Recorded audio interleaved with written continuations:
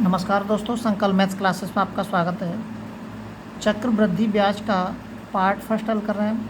Part first के अवशेष सवाल हैं। अभी पार्ट फर्स्ट हमारा अभी ख़त्म नहीं हुआ है। आप एक नोटबुक लेके और सभी के नोट्स जरूर बनाते रहें।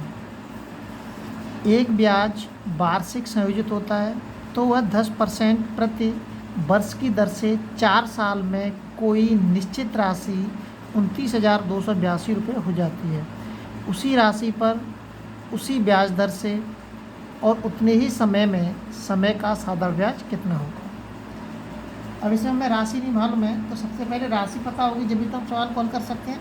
ये कह रहा है उसी राशि पर, राशि तो इसके अंदर दे ही नहीं रखी है।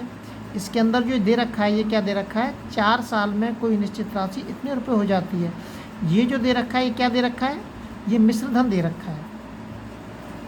क्या दे रखा है, ये दे रखा है मिश्र धन। तो देखिए 10% इक्वल टू के हम क्या लिख सकते हैं, 10% को हम लिख सकते हैं 1/10। 10% को 1/10 लिख सकते हैं।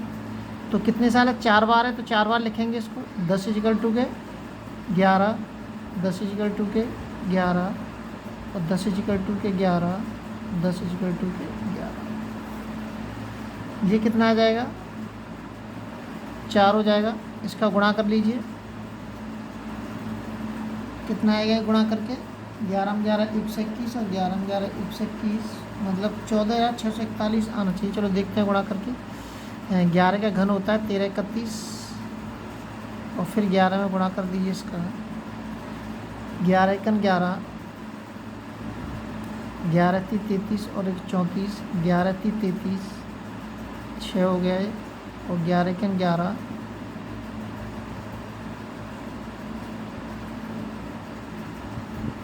14,641 ये आ गया। अब ये जो ऊपर इधर लिखा रहता है प्रिंसिपल होता है और ये हमारा मिश्र धन होता है, ये ध्यान रखना। तो ये जो आया हमारा मिश्र धन निकल के आया और ये हमारा प्रिंसिपल निकल के आया। अब प्रश्न के अंदर मिश्र धन कितना दे रखा है, ये मिश्र धन दे रखा है प्रश्न के अंदर, तो मिश्र धन बराबर के मिश्र धन होगा।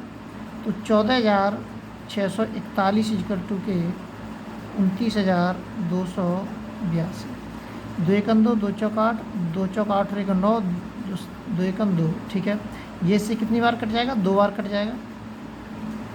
2 का मैं इसमें गुणा कर दूंगा यहाँ पर, तो मुझे क्या पता चल जाएगा, प्रिंसिपल। इस 2 का मैंने इसमें गुणा कर दिया,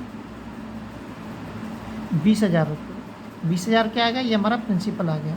अब वो प्रश्न के अंदर कह रहा है हमें इस राशि का पता करना था पहले, अब राशि का पता चल गया हमें, 20,000 आ गया। देखिए आप इसी तरीके से सारे सवालों को हल करेंगे, आपको तरीका चेंज नहीं करना है। अगर वो ब्याज पूछ रहा है तो ब्याज भी ऐसे ही निकलेगी, मूलधन पूछ रहा है तो मूलधन भी ऐसे ही निकलेगा, मिश्र धन पूछ रहा है तो मिश्र धन भी ऐसे ही निकलेगा। सारे सवाल आप इसी से निकालेंगे, दूसरा तरीका आपको लेने की ज़रूरत ही नहीं है। देखिए यहाँ से प्रिंसिपल आ गया निकल के, अगर वो प्रिंसिपल पूछता तो प्रिंसिपल निकल के आ गया हमारा। अगर वो ब्याज पूछता तो इसमें से मैं इसको घटाता, मिश्र धन में से मूलधन को इसको घटाता मैं, घटाने के बाद जो ब्याज आती है हमारी, ब्याज बराबर के ब्याज। हम कैसे भी हल कर सकते हैं सवाल को, आपको केवल समझना है। सारे सवाल इस एक ही विधि से करने हैं, पूरी चक्रवृद्धि ब्याज के, ये आपको ध्यान रखना है, कोई भी तरीका चेंज नहीं करना है आपको। 20,000 आ गया। अब ये कह रहा है कि उसी राशि से, राशि आ गई हमारी, उसी दर से, दर कितनी दे रखी है हमारी, 10%, 10% हो गया हमारा। अब ये आगे कह रहा है कि उसी समय से करना है। हमें समय कितना दे रखा है, 4 साल दे रखा है। क्या निकालना है हमें, सिंपल इंटरेस्ट निकालना है, साधारण ब्याज। अब तो आप हल कर सकते हैं साधारण ब्याज को, इसको अब कोई दिक्कत ही नहीं है। मैं यहाँ पे लिख देता हूँ, सिंपल इंटरेस्ट बराबर क्या होता है, PRT बटे 100। P दे रखा है 20,000, R दे रखा है 10%, T दे रखा है 4 साल। ये आपका उत्तर निकल के आ गया। अगला सवाल देखते हैं। सारे इसी विधि से करने हैं, आपको विधि चेंज करने की कोई ज़रूरत नहीं है। किसी निश्चित राशि पर 21% से 2 वर्षों के लिए चक्रवृद्धि ब्याज इतना है। अब ये ब्याज दे रखा है, चक्रवृद्धि ब्याज इतना है, इसी दर से उतने ही समय के लिए इसका साधारण ब्याज क्या होगा। अब ये कह रहा है उसी दर से और उतने ही समय के लिए साधारण ब्याज क्या होगा, लेकिन हमें राशि तो पता ही नहीं है ना, पहले हमें राशि पता होना चाहिए। तो राशि निकालते हैं पहले। 21% बराबर के क्या होता है, 21/100। तो 2 साल के लिए बोल रहा है तो 2 बार लिख देंगे इसको। 100 इक्वल टू के 121, 100 इक्वल टू के 121। ये अभी आ जाएगा 14,641, अभी निकाला है हमने 121 इंटू 121। अब ये क्या दे रखा है, ब्याज दे रखी है हमारी, तो ब्याज निकाले अगर मैं इसमें से इसको घटा दूंगा तो मुझे क्या पता चल जाएगा, कंपाउंड इंटरेस्ट पता चल जाएगा। तो 14,641 में मैं 10,000 घटाऊँगा तो 4,641 बचेगा, ये ब्याज आ गई। अब ब्याज बराबर के ब्याज, इसको इसके बराबर लिख देता हूँ मैं। कितनी बार कट जाएगा, 2 1 2, 2 चौक 8, 2 6 12, 2 चौक 8 1 9, ये कितनी बार कट जाएगा, 2 बार कट जाएगा। तो हमारा कंपाउंड इंटरेस्ट कितना आ गया, 2 आ गया जी, नहीं ये कैलकुलेशन आया है सॉरी, ये कितना आ गया हमारा, 2 आ गया जी। 1 बराबर के ऐसे लिखेंगे, ये इसके बराबर चल रहा है, ये इस कट गया, 1 बराबर के 2 आ गया। इस 2 का मैं इसमें गुणा करूँगा तो क्या पता चल जाएगा मुझे, प्रिंसिपल पता चल जाएगा, 20,000 रुपये प्रिंसिपल आ गया हमारा। अब ये कह रहा है कि इसी राशि पर उसी दर से, दर हमारी कितनी है 21% की, और उतने ही समय में टी बराबर कितना दे रखा है, 2 वर्ष।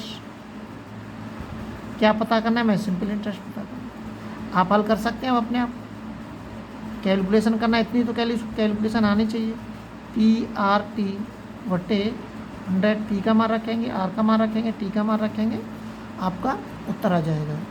अगला सवाल देखते हैं। अगला जो सवाल दे रखा है, अगला सवाल दे रखा है इसमें 10,000 रुपये की राशि पर 14% प्रतिवर्ष की दर से 2/5/7 वर्षों में चक्रवृद्धि ब्याज कितना होगा, जबकि ब्याज वार्षिक से। मैंने ये जान पूछ ही रखा है सही में 2/5/7, ताकि आपकी समझ में अच्छे से आ जाए। देखिए 14% को क्या लिख सकता हूँ मैं, 14/100 लिख सकता हूँ मैं, ये आ जाएगा 2 7 14 और 2 थे 50 पर। तो इसको पहले कह रहा है 2/5/7, तो पहले मैं 2 वर्ष का लिखता हूँ इसमें, 2 बार क्या आ जाएगा 50 इक्वल टू 57 और 50 इक्वल टू 57, ये हमारा प्रिंसिपल है और ये हमारा मिश्र धन है। अब बचा 5/7, तो देखिए 5/7 को भी निकालेंगे, इसमें 14% का गुणा करेंगे हम, ठीक है। तो 5/7 ये क्या आ जाएगा 14/100, 7 दूनी 14, 2 पंजे 10, 10 दारे 100, 1/10 आ जाएगा निकल के, 10 और 1 11 हो जाएगा, 10 इक्वल टू 11। कैसे भी आ जाए बट्टे वाली, उससे हमें कोई फ़र्क नहीं पड़ता, अक्सर करके बच्चे इसमें गलती कर देते हैं। ये क्या हो जाए 25,000, इसका गुणा कर लीजिए आप, इसका आपस में गुणा करेंगे तो इसका आपस में गुणा करने के 35,739 आएगा, ये आप करके देख लेना। ये आ गया। क्या पूछ रहा है इसके अंदर, चक्रवृद्धि ब्याज पूछ रहा है, लेकिन इसमें क्या दे रखा है, देखिए मूलधन दे रखा है, मूलधन बराबर के मूलधन। तो एक तो आप ऐसे निकाल सकते हैं कि पहले मूलधन बराबर के मूलधन करें, जो उत्तर आएगा उसका इसमें गुणा करेंगे, गुणा करने के बाद जो आएगा उसको इसमें से घटा देंगे। और दूसरा तरीका ये हमारा कि डायरेक्ट ऐसे निकाल सकते हैं कि 35,739 में से 25,000 घटाएंगे, बट्टे ये 25,000 ऐसे आ जाएंगे, और इनटू के जो धनराशि दे रखी है हमारी 10,000, इसका इसमें गुणा कर देंगे। यहाँ से आपको कंपाउंड इंटरेस्ट, जैसे ही आप इसकी कैलकुलेशन कर देंगे आपको कंपाउंड इंटरेस्ट पता चल जाएगा। अब कैलकुलेशन करना तो आना चाहिए, अगर बच्चे कहते हैं कैलकुलेशन नहीं आ रहा है तो मैथ छोड़ दें, क्योंकि बिना कैलकुलेशन के मैथ में कुछ भी नहीं है। अगले वीडियो में आपसे फिर मिलते हैं, जब तक आप अपने लेवल पर वीडियो को शेयर और सब्सक्राइब जरूर करें।